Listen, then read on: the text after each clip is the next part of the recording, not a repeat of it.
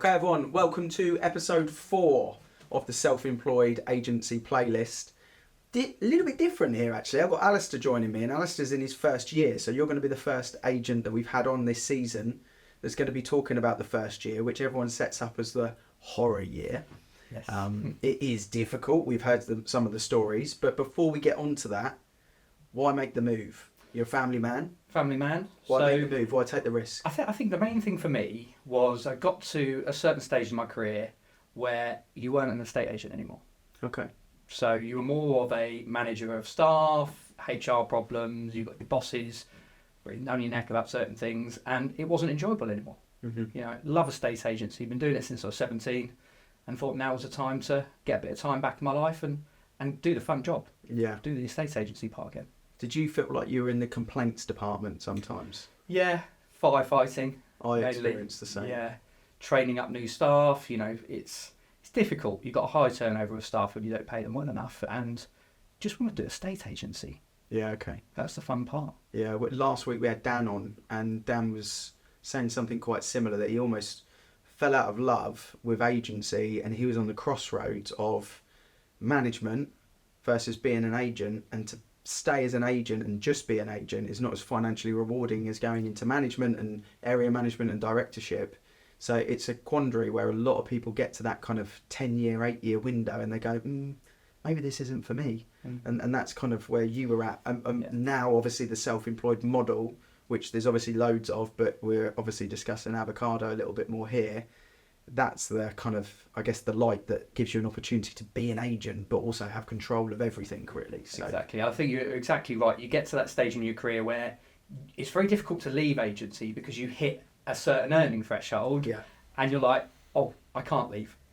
And you feel like you're too old to start something new and start at the bottom. You get used to a certain income level, which is, again, we'll speak about it later on, but why I joined Avocado was I could maintain that income level, get more spare time back, and do the fun part of the job. Do it for me, rather than someone else. Yeah, work hard, but work hard for you rather than working hard for someone else. Exactly. Yeah, exactly that. So you're in your first year.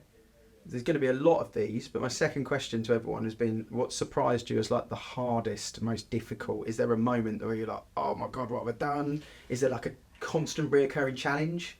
There is. I think the biggest thing is getting your name out there, because there's a lot of established high street estate agents who the phone will ring for them. So when I set up my own company, the day after I thought the phone's going to ring. Didn't happen. Doesn't work that way. It doesn't work that way. So being used to having appointments put in my diary for me, I've had to go out and look for the business, which you used to do when you were maybe a junior neg. You'd go out, you'd leave the job, you'd door knock, whatever that might be. But I found, I've had to network a hell of a lot.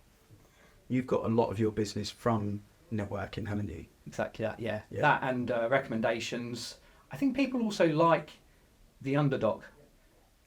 He's doing it for himself, let's give him some support. Yeah. And I've had a lot of clients that I've got off the back of recommendations. So it means a lot, but it's very difficult to get your first listing. That's a really, really important point that we haven't discussed on any of these playlists or seasons so far, is the underdog. And I think the British mentality is to support an underdog. And we see it a lot with celebrity sports stars. You know, you can basically see the climbing of a heavyweight boxer or Wayne Rooney or, you know, someone of that character where you're like, I want them to do really well, and they've got the talent. And then all of a sudden, an Anthony Joshua becomes heavyweight and everyone destroys him. Everyone wants him to fail. And it is a funny mentality that we've got in the UK. And the same with successful businesses. You know, people become anti-Amazon or whatever it may be. You know, they no longer order on Amazon because they don't like the success and the money it's created. And it's not like America. Although the self-employed model of agency is American style, that part of it is really important to remember, is the humility of being the person that they bought into. Yeah. And I've been very surprised with the feedback I've got from both buyers and clients, actually, on how they've really enjoyed the experience. I've had buyers that have left me Google reviews that haven't bought through me, but they've seen the other side of the coin and thought, I wish I bought through Alistair if I had the right property. So, yeah, I think you're right. People do like the underdog. Yeah, keep the humility. So that's been probably the hardest part, which makes sense in your first first year, first couple of months is actually going, right, how do I generate the business? And on that, kind of in the same sort of way, but on the flip to it, has there been a real like magic moment, a real moment where you kind of celebrated on your own or with your wife? Like, is there a moment where you're like, okay, this is working, we've done the right thing here? Every time I get a listing, every time I get a sale, it's literally, it's so exciting. And that's one thing that I didn't get when I left the high street. It was more volume, and you can't celebrate all the volume, whereas you can when you do it for yourself. But I think the first 3 months were the probably end of the third, fourth month, I thought, oh crap, what have I done? Everyone says the same thing, but you've got to realise it is the first year. You've got to give it time, and you've got to just stick to it. Keep doing the same things over and over again. You will get there. Yeah, I think what you're basically saying there now, and I don't want to put words in your mouth, but you fell out of love with agency. Have you fallen back in love with it? Yeah, definitely. I've got 2 completions happening in the next week, and I'm so excited. I've got bottle of bubbly ready, waiting to give out, and you just lose that in the high street. It's it means a lot, and I guess you've liaised with the person so much more on a one-on-one basis rather than them being sort of chopped around to different people in the branch, if you like. So you've probably built some strong relationships with the clients, I would imagine, as well. In fact, one of my clients is actually coming in to give a testimonial soon. Video testimonial. Yeah, she lives in Spain, but she's happy to come all this way to help me out, which is amazing. Literally for that. Wow, I mean, what a message.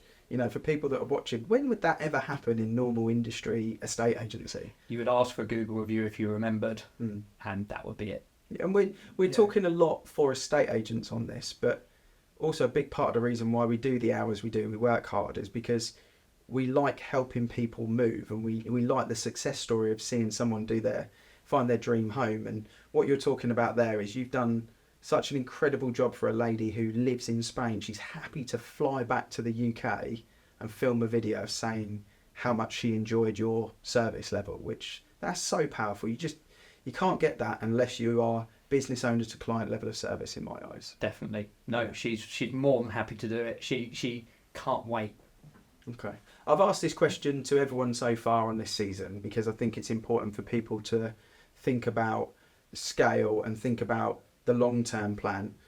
For you at the age you're in, you looking 10 years down the line thinking, right, that's a very different point in my life. What's your kind of plans around the next 10 years financially? How do you see the business working for you for the 10-year long goal? So I think sort of long-term plans, I want to retire by mid-50s. I know that's definitely more than 10 years away. But that's my plan, is in 10 years I want to be in that position where I'm established, people know my name, they're calling me out, as opposed to perhaps me having to network the way I'm doing. But just keep doing exactly what I'm doing now. Keep making people happy, moving home. That's the plan. Do you ever see yourself bringing another business partner in, becoming a duo? Yeah, well, we've spoke about that a couple of times on what would be best.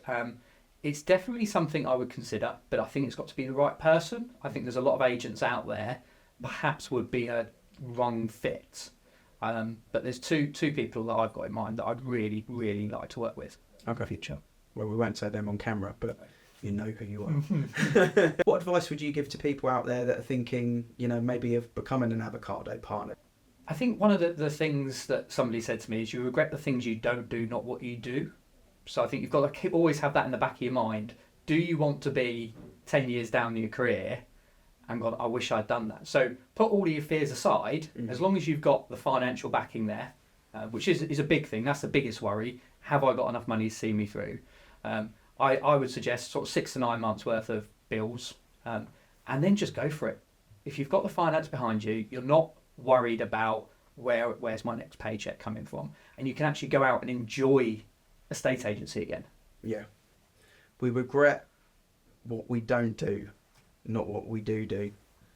It's my quote of the week. I took a selfie with you before this video and I'm going to post that tomorrow. That's my post. I absolutely love that because I think procrastination is the number one reason why people don't get to their goals. When I started, I got called 2 things, either stupid or brave.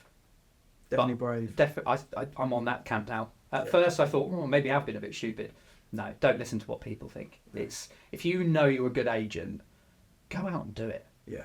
You don't need to prove to anyone. You know you can do it. Worst case scenario, if it doesn't work, you just go back to being an agent. Exactly. You know, and the blueprint works. It genuinely works. Yeah. For anyone out there that's thinking, well, you know, it works. Yeah. Good. Thank you. Appreciate your time, Alistair. Thanks for coming on. Cheers in.